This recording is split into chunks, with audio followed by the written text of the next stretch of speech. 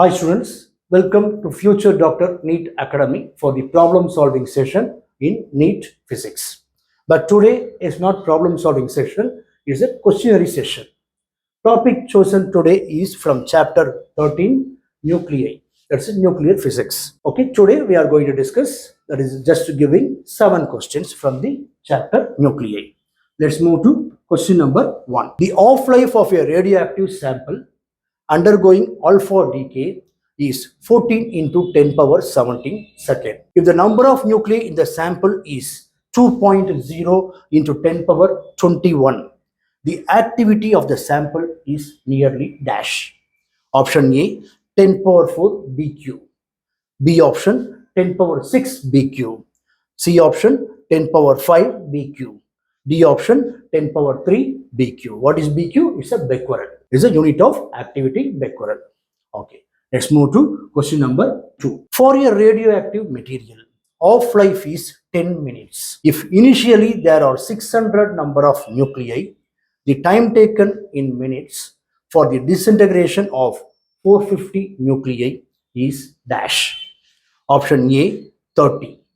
B option, 10. C option, 20. Last option, 15. So here what you want to find? Time taken for the disintegration of 450 nuclei you have to find out. From the half-life is given, capital T is given 10 minutes. Let's move to question number 3. The half-life of a radioactive substance is 30 minutes. The time taken between 40% decay and 85% decay of the same radioactive substance is dash. A option 15, B option 30, C option 45, D option 60. Here also you want to find time taken between 40% and 85% decay. Okay, let's move to question number 4. The number of beta particles emitted by a radioactive substance is twice the number of alpha particles emitted by it. The resulting daughter is an dash. A option, isobar of parent. B option, isomer of parent. C option, isotone of parent. D option, isotope of parent. So here, by knowing the definition or meaning for isobar, isomer, isotone, isotope only, you can find the answer.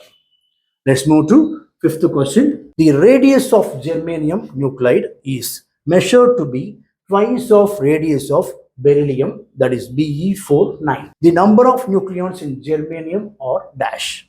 A option 73, B option 74, C option 75, D option 72. Let's move to question number 6. A free neutron decays into a proton, an electron and dash.